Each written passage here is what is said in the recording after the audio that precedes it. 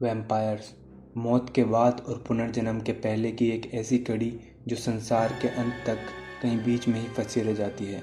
ऐसे खौफनाक जीव जो मौत के बाद भी जाग उठते हैं। ये इंसानों और जानवरों का खून पीकर शक्तियाँ हासिल करते हैं और अगर इन्हें सही अनुष्ठान के जरिए ठीक नहीं किया जाए तो ये संसार के अंत तक जीवित रहते हैं। यूरोपियन कल्चर में ऐसा माना जाता है कि वैम्पायर एक ऐसा जीव है जो मरने के कुछ समय बाद अपने शरीर के साथ कब्र से जाग उठता है। ये जाकर अपने परिवार और प्रियजनों को परेशान करते हैं और उनका खून पीते हैं। वैम्पायर जवान लड़कियों से काफ़ी आकर्षित भी होते हैं और अक्सर ये महिलाओं को अपना शिकार बनाने से पहले उनका शोषण भी करते हैं। वैम्पायर्स का चेहरा मर्दों की तरह होता है।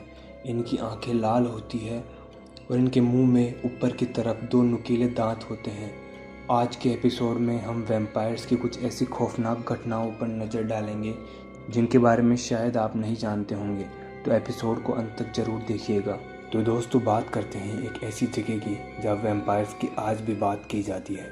साल 1960 के आसपास लंदन के न्यूज़पेपर में एक खास जगह वैम्पायर्स की गतिविधियाँ होने की खबरें छपने लगी। यह कब्रिस्तान नॉर्थ लंदन में मौजूद है। इन स्टोरीज़ में सबसे खतरनाक स्टोरी 2 नवंबर 1968 में लंदन के एक लीडिंग न्यूज़पेपर ने पब्लिश की। स्टोरी के मुताबिक एक अज्ञात आदमी रात के समय कब्रिस्तान में कब्रों को खोद रहा था। उस आदमी ने किसी अज्ञात रिचुअल के चलते सारी कब्रों से फूल उठाकर उन्हें एरो के साइन में अरेंज किया। वो सभी एरो एक ही कब्र की ओर इशारा कर रहे थे। उस कब्र को बाहर निकाल कर खोला गया। कब्र में मौजूद लाश के सीने पर उस आदमी ने एक आयरन रोड डाली थी। पुलिस उस अज्ञात आदमी के बारे में तो कुछ नहीं जानती थी, लेकिन वहाँ के लोकल्स ने उस कब्रिस्तान के आसपास अजीबोगरीब अनुभव जरूर किए थे। सन 1970 में डेविड नाम के व्यक्ति ने उस न्यूज़पेपर को एक लेटर लिखा। उस लेटर में उसने दावा किया कि कब्रिस्तान के आसपास से गुजरते हुए उसने एक वैम्पायर को वहाँ देखा है।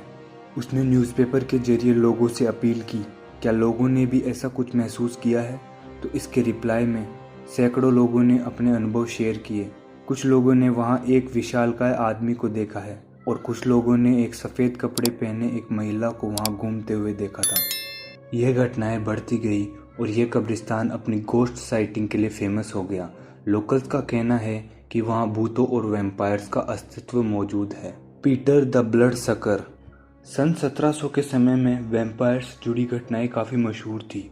सन 1700 से 1730 के समय को ड्रैकुला का समय माना जाता है।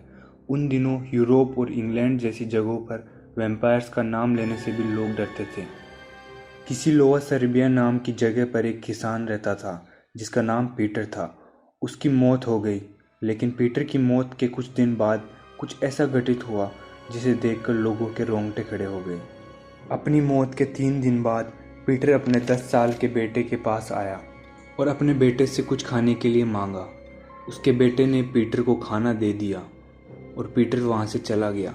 लेकिन अगले ही दिन पीटर फिर से अपने बेटे के पास खाना मांगने आया, तो इस बार उसके बेटे ने उसे खाना देने से मना कर दिया और अगले ही दिन उसका बेटा मृत अवस्था में पाया गया। उसके शव को देखकर ऐसा साफ पता चल रहा था कि उस बच्चे के शरीर में खून की एक भी बूंद नहीं बची। उस बच्चे का शरीर पूरी तरह से सफ़ेद पड़ चुका था और उसकी आंखें खुली पड़ी थी, जिन्हें देखकर लग रहा था मानो उस बच्चे ने बेहद खौफनाक मंजर देख लिया हो। उस बच्चे की डेड बॉडी में जो बात सबसे विचित्र थी वो ये थी कि बच्चे की गर्दन का दाहिना भाग और पिछला हिस्सा घायल था। उसके घाव को देखकर ऐसा लग रहा था कि मानो किसी ने उस बच्चे की गर्दन को नोच खाया हो। उस मौत के बाद लगातार 9 दिनों तक इसी तरह की मौतों का सिलसिला चलता रहा। उस गांव के लोगों के बीच खौफ इस कदर बढ़ गया कि गांव वालों ने वैम्पायर हंटर्स की सहायता लेने का फैसला किया। इन वैम्पायर्स ने जब सभी मौतों और उन 10 लोगों की डेड बॉडी की तफ्तीश की तो पाया कि सभी मौतों के पीछे एक पिशाच का काम है, यानी वैम्पायर का काम है। उन्होंने जब पीटर की कब्र को खोलकर देखा तो वहाँ मौजूद सभी लोग हैरान हो पड़े। पीटर का मृत शरीर अभी भी बिल्कुल ताज़ा था और उसके कपड़े अभी भी खून से भीगे थे। पीटर की छाती में एक छड़ी गड़ी हुई थी और पीटर के मुंह में किसी पक्षी के पंख भी मिले। पीटर की लाश को उसकी कब्र से निकाला गया और उन वैम्पायर हंटर्स ने पीटर की लाश को आग के हवाले कर दिया और उसकी राख को पास ही के एक चर्च में दफना दिया गया ताकि पीटर का पिशाच फिर से न जाग जाए। इसके बाद पीटर को दोबारा कभी नहीं देखा गया, लेकिन पीटर की छाती में वो छड़ी और उसके मुंह में पक्षी का पंख कहाँ से आया, इसका पता किसी को नहीं चला। इस गुत्थी को कोई नहीं सुलझा पाया। क्या पीटर पर किसी तरह का अनुष्ठान करके उसे वैम्पायर बनाया गया? इस सवाल का जवाब पीटर की राख के साथ हमेशा के लिए जमीन में दफन हो गया। क्या वैम्पायर सच में होते हैं?